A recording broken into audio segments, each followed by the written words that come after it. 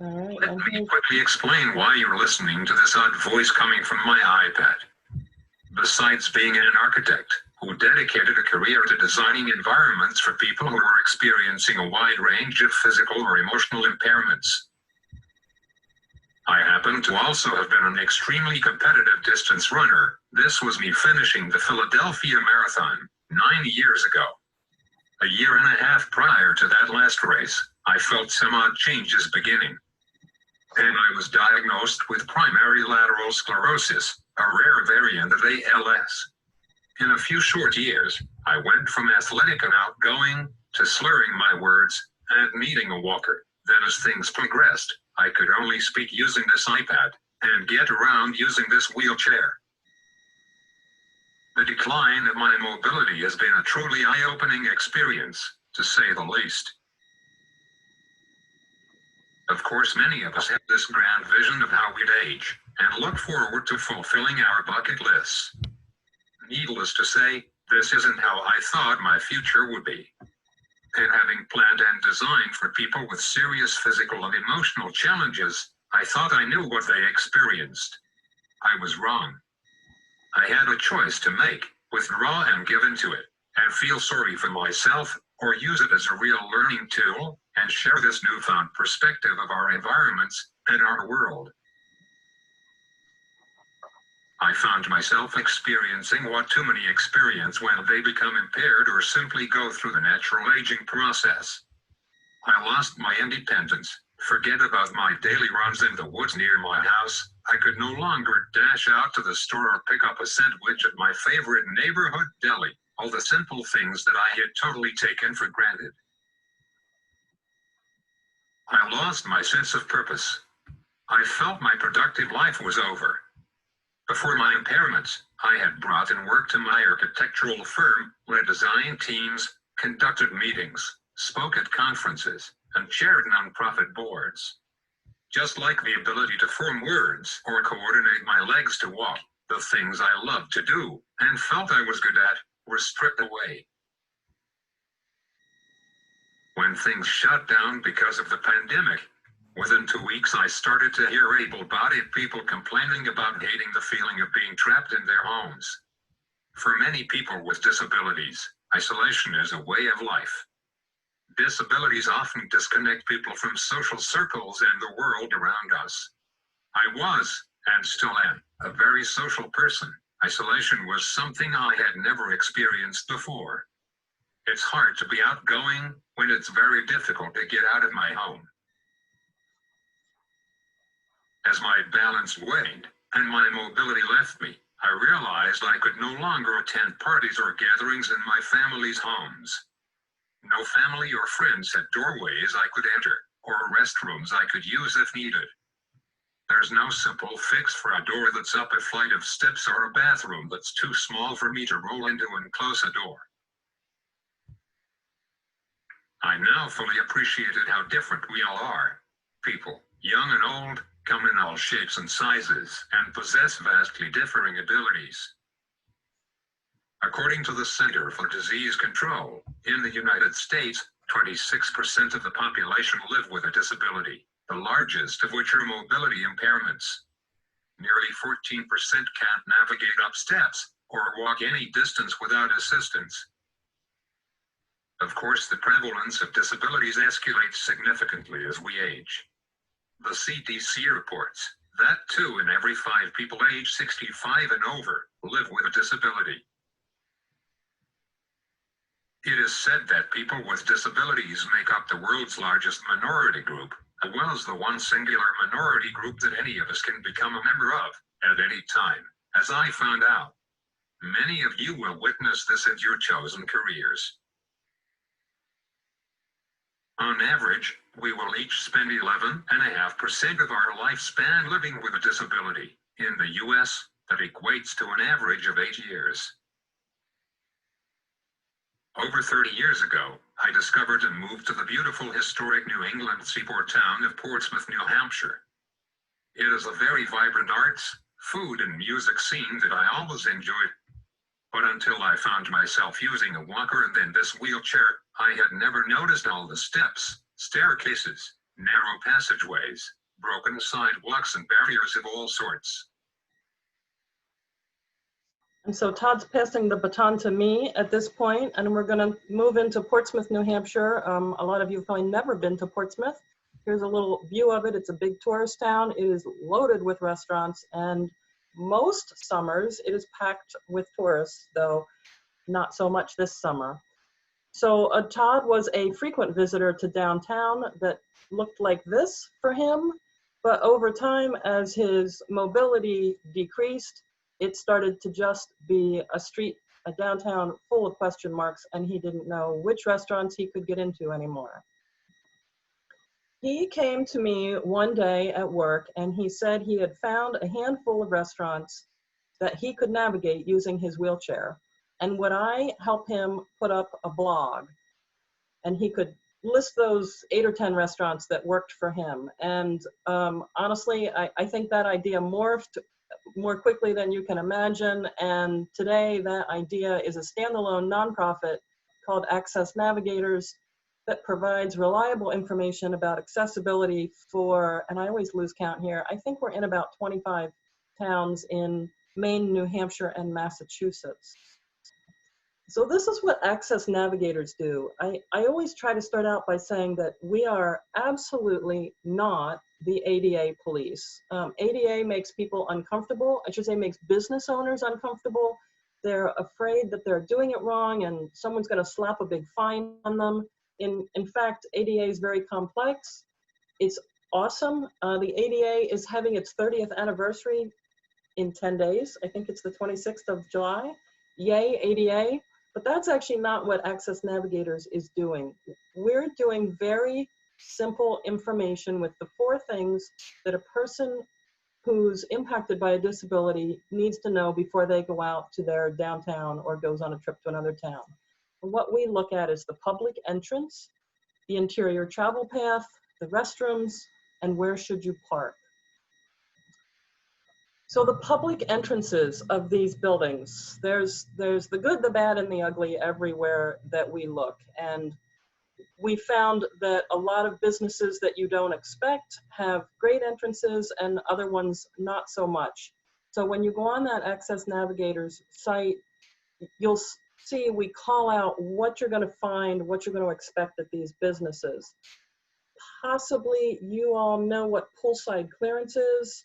The woman in the top left in the pink top, she's trying to open that door, and poolside clearance is when you need to get off. You have a little space, 18 inches, that you can get off to the edge of that door to let that door swing open, and that's what she's attempting to do there. But she doesn't have enough clearance, and that door is just going to bang into her wheelchair. So we've X'd out, here's the ones that don't really work for steps and thresholds.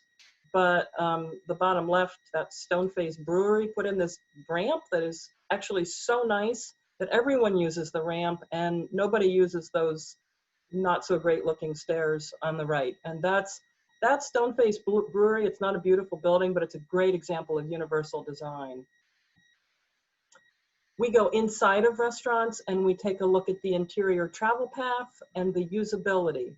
So what we're looking for is a clear path between tables.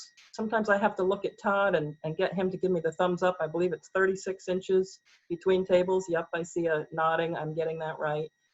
We want 36 inches clear in order for the person using a wheelchair to get through easily. The other thing that we look at is what kind of tables they are. A table with an attached seat is very difficult. There's nowhere to be. And so that lower left, the tables along the wall, they have attached seats. That's a hard spot for a wheelchair. But in that same picture, the table with the, on the right-hand side, you can pull a chair away, bingo, you're all set. But in the lower right-hand corner, that picture really gives us angst. It's a really cool Irish pub, and all the tables are high tops. That is another tough one. Great tables, great pub. If you're having a beer, maybe. If you're trying to get something to eat, yes, you're going to have the table is up at about the level of your nose or a little higher than your nose. Not a nice way to eat dinner. Whoops, going the wrong way. Here we go. Bathrooms. Ay, ay, ay. We have seen it all. We always look at the bathrooms, and there's the good, the bad, and the ugly, and occasionally we see a great one. Things that we look for is the travel path to the restroom, the upper left. Often that hallway to the restrooms is filled with extra seating or baby height chairs, and the person using a wheelchair can't get through. In the upper right, there's that poolside clearance. You can't get your chair quite off. That trash can's blocking the way. All they had to do was move the trash can. In the lower right, there's this conundrum with a piece of furniture in there. I don't know why that piece of furniture is there, but it was pretty, I guess. But it's in the way of someone being able to transfer from a wheelchair onto the toilet. So we don't actually like any of these bathrooms. And we do see great bathrooms, but it's always interesting to see the bad ones, honestly. And then parking. It's New England. It seems like a lot of DPWs, public works people, they love to use accessible parking spaces as the place to pile the snow. Gosh, that's just horrible. Todd is completely stuck most of the winter with trying to get out. So Todd and I kind of take to the streets. We started in Portsmouth. This initiative was only going to be Portsmouth, and then it kind of went viral, and we realized this was a bigger idea than just our hometown. I think a cat just walked in front of Todd's face. So we went downtown to restaurants that we knew you couldn't get into and started to ask questions. And what we learned is that there are secrets in some restaurants. We call it the mysteries and the surprises, things we weren't expecting. Places where there were steps, but they actually have a ramp and a closet if you ask for it. Places where the front entry is not good, but the back entry is great. Places where there are the gelato in the lower right. They specifically built a counter that's the right height for a person using a wheelchair, but there's no signage telling you that. But how great is that their architect, which was not us, advised them to do a counter that would be easy for people who use wheelchairs, and they said it's also the perfect height for someone who's got a baby stroller with them. We love it when people in a town pay attention when they do upgrades. We can't take any credit for this one. The city of Portsmouth did this whole thing. They saw a street that led to our beloved music hall. They were doing an upgrade, and they chose to do an upgrade that took away all the curbs and made perfect access from the downtown the whole way into the front door of the music hall. It's a beautiful upgrade, and like I said, I wish we could take credit for it, but this was just very thoughtful planners that put this together. So what we see is that all of these obstacles sometimes make people not be connected to their downtowns. And what if we put things like access navigators in place and worked with business owners and had them understand really how good the dollars are that are spent from everyone's wallets? Restaurants are very willing partners. If you're talking about seniors, who often are the people that have mobility impairments, those people love to eat early. They understand the economics of filling seats during that slow early dinner hour. We love to push business their way. On the Access Navigators website, we just look at these 4 things, the door access, the restrooms, the interior, where to park. And when a restaurant is really good, we put them on our website, and it becomes an economic driver for that website for that restaurant. And we talk to the business owners and explain to them, if they've got a little glitchy thing, the trash can is in a wrong place, or a doorknob isn't as good as it could be, things that don't cost much, we help them with that and try to have them be better suited for people who are impacted by disabilities in order to drive the economy. And that's where we get them to pay attention, is when we talk about it as an economic driver, rather than you need to do this for ADA.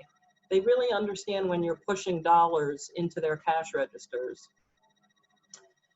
And when you look at the age groups of where the spending is coming from, it's surprising. I feel like all of you guys, your age group, are the ones who are out and about spending money. But you know what? It's really not true. It's older people who've got the money to spend, and they're out for dinner.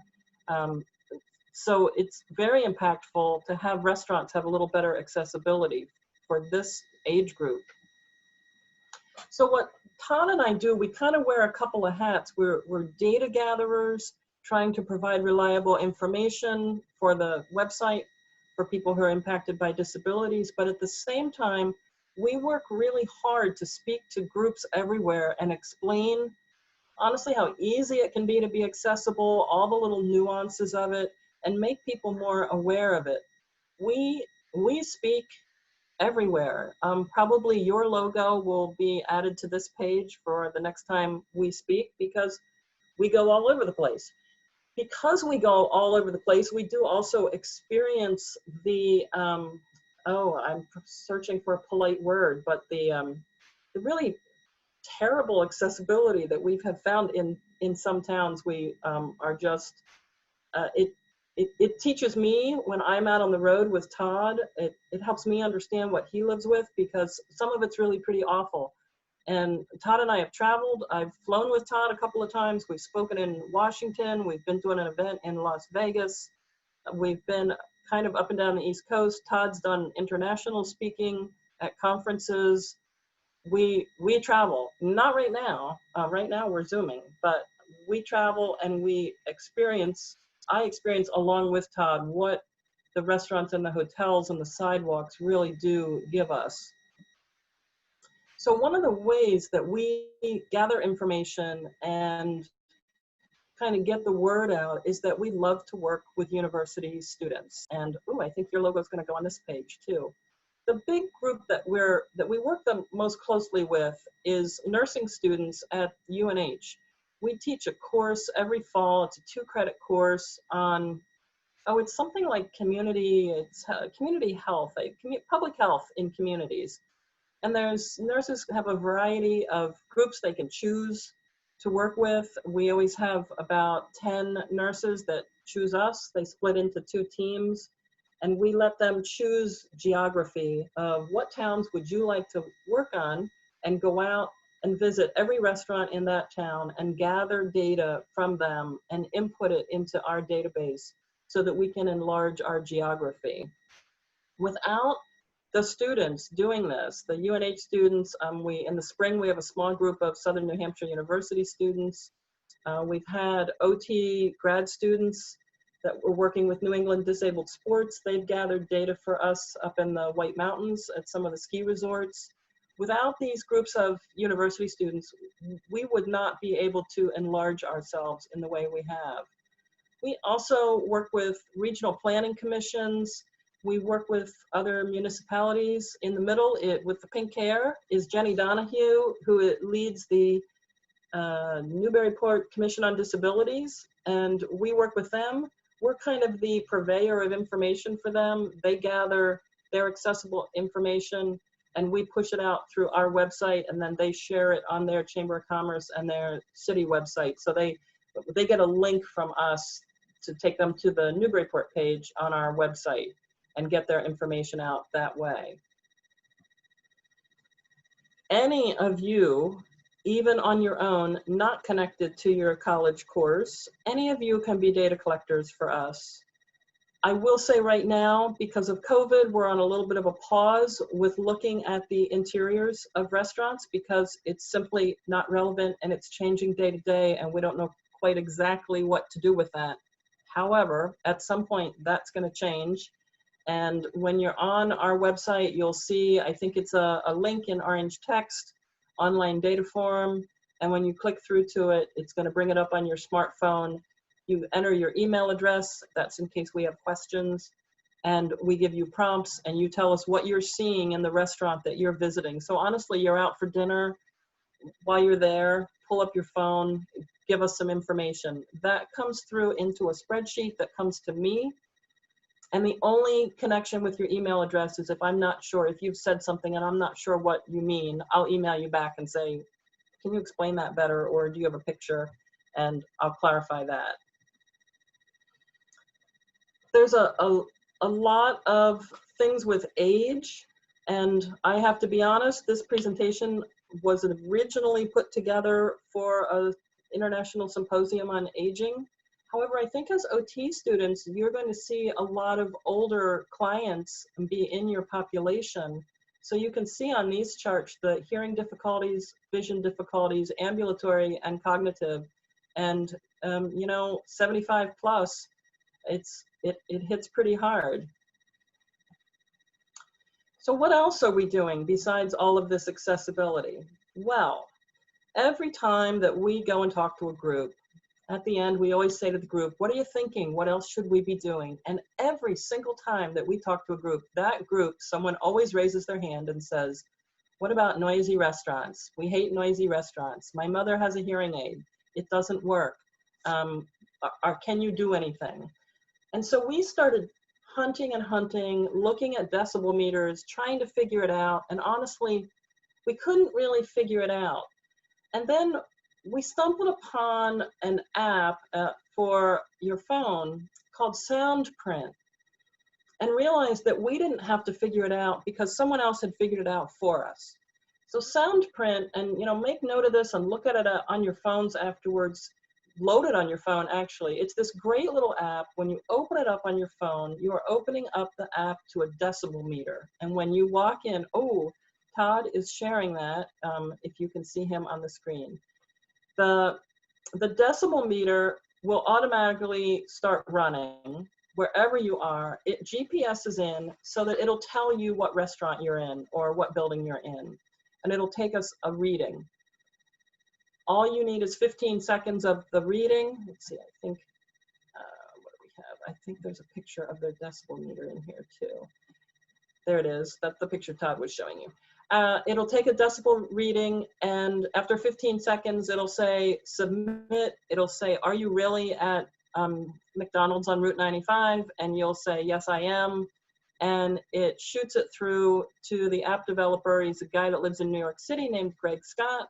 We've had Zoom calls with him, and it pins itself onto a map in this database. In that same app, you can navigate to the maps, and it'll know where you are. It'll pull up a map of where you are, and it'll, in red, green, or yellow, it'll show you the sound quality of all the restaurants around you because of all the people who have inputted data on those restaurants. What we've learned about noisy restaurants is that this is more than just people who are hearing impaired. This impacts people who are vision impaired. Kelly will assure you it impacts people who are living with brain injuries. It impacts people with sensory issues. And I just want to say it impacts people who just want to go out to a restaurant and be able to have conversations. So there's that too. But we're also not saying that noisy restaurants are bad. I know anecdotally that some people use Soundprint to find a noisy restaurant because they have young children and they don't want to go somewhere quiet where they're going to be stared at with the, you know, the evil eye because their kids are making noise. So noisy restaurants go both ways and are not always a bad thing. So here's Jenny Donahue again, our Newburyport person. She's our go-to on visual access. And so we've got some vision things that we look at. We look at menus. We look in the restaurants to see if they have a Braille menu, if they have a large print menu, or if they have an online menu. And we have learned that people with vision loss depend very heavily on hearing. And that was kind of a new thing to me. I did not know that. Jenny taught us that what they look for, I have to say anecdotally, I personally have never seen a Braille menu. So maybe that has fallen out of favor. I don't know. Maybe you all know. But what Jenny and her group look for is menus that when there's a PDF up on the website for a menu, how did they make the PDF? Is the PDF in essence a picture, like a JPEG of a menu? Or is the PDF, or what you're seeing, is it that they created a document with words and they PDF'd it? There's a word for it, I never remember it, but it's actually now brought the words into it because a lot of people with vision impairments use a JAWS reader, which is part of the software in your computer. And if it's a picture of a menu, it cannot read it. But if it's an actual real PDF created from a page with words, the JAWS reader can read that menu. And Jenny and her group kind of have volunteers that look at online menus for restaurants and see which ones the JAWS reader will read. And we have not done this, but their initiative is that if there's restaurants that have menus that the JAWS reader can't read, their intention is to go out and offer to help the restaurant upload their menu differently. So we're in a crazy time right now. And the next topic is, what is Access Navigators doing right now? And I mean right now. Literally, I spend my days on this. We do a lot. We've shifted our focus. Like I said, we're not doing a lot on the interiors of restaurants, but we're back on that, paying attention to what's happening to the world around you and look for opportunity. About 5 weeks ago, there was, I call it the bat call, went out from a landscape architect in Portsmouth, and he sent an email to about 50 design professionals, and he said, oh my goodness, we have a problem here in Portsmouth. Nothing's happening with outdoor dining. Who can help? And about 25 of us responded. I became the spokesman for this group. And these design professionals came up with outdoor dining suggestions for how Portsmouth could implement outdoor dining during our COVID crisis. My focus, once the dining started to happen, my focus as Access Navigators started to shift a little bit. And what I'm now looking at is these enclosures that we've made downtown to accommodate outdoor dining. Not all of them are accessible using a wheelchair. This is one of our most popular streets in town. The dining is working out really well, but there are no curb cuts, and a person using a wheelchair cannot get into that dining space. So our job right now as Access Navigators, the City of Portsmouth has tasked us to kind of go around with a notebook and write down all the spaces that have problems, because the city employees aren't really seeing it, because their eyes aren't used to looking for these sorts of obstacles in spaces. So this afternoon, it was a pretty day, and we spent about 4 hours going around downtown making notes on all the little upgrades that could happen to let these spaces morph. Some of them, it's just the simplest little things that they could do. Primarily, the space you're looking at on this slide, the suggestion is that because there's no curb cut and there's not a very good way to put ramping in there, you'd need a ramp between each table.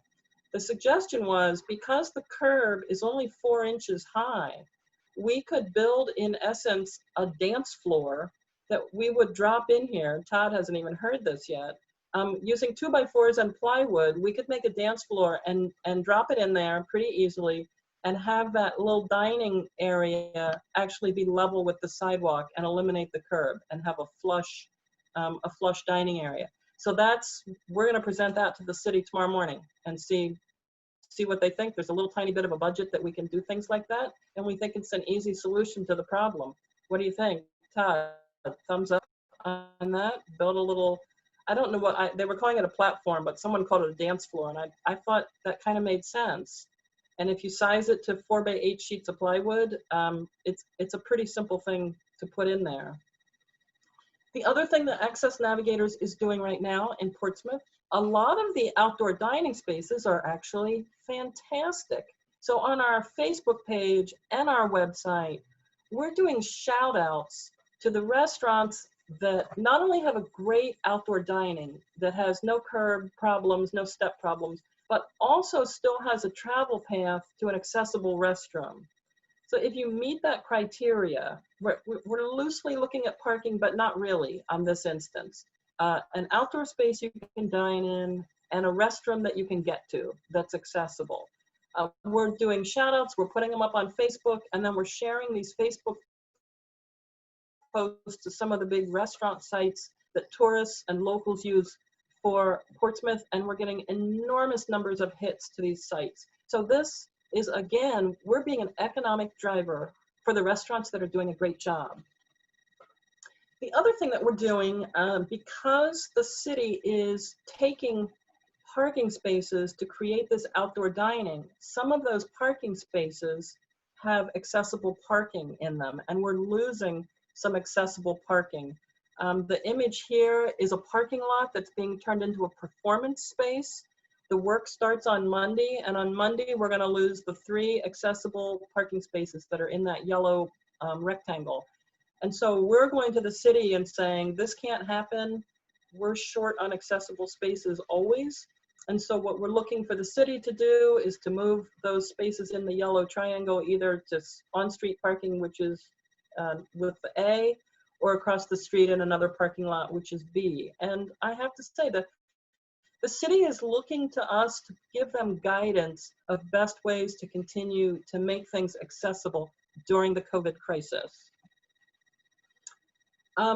Just kind of wrapping here, no one should be disconnected from their community due to disabilities or age. And you all have one of the best voices in your own communities to do similar things to what we're doing now. You don't have to be Access Navigators, though you're welcome to kind of use us as a vehicle to get you in front of your city. But you can be one person who goes to your city and says, I see something happening. Is there any way we could fix it? Cities are pretty open to hearing about accessibility upgrades, particularly ones that are simple and make sense. So with that, that's the wrap on our PowerPoint. I'm going to ask Kelly. She can do the recording stop. Wait, does Todd say there's one more slide? Important point we make is that we do not demand every business be accessible. The important thing to us is to able to inform people where they could find accessible options to enjoy what all people can enjoy. Well, and I'm working on conundrums right now where I'm working really hard to get a business to have some outdoor seating, and it will be zero accessibility and no accessible restroom. But honestly, our priority is to keep these restaurants in business right now with the COVID crisis. And I don't want to give accessibility a backseat, but yet we're not gonna, I can't put that on that restaurant's plate because he really just needs to stay in business and we don't have a solution for the accessibility for him. So that's why we're pushing out all the restaurants that are great, because there's lots of restaurant options. And if some— No shaming is our mantra. Yes. We're like the good accessibility people, not the scary ones. All right, I'm gonna click out of screen.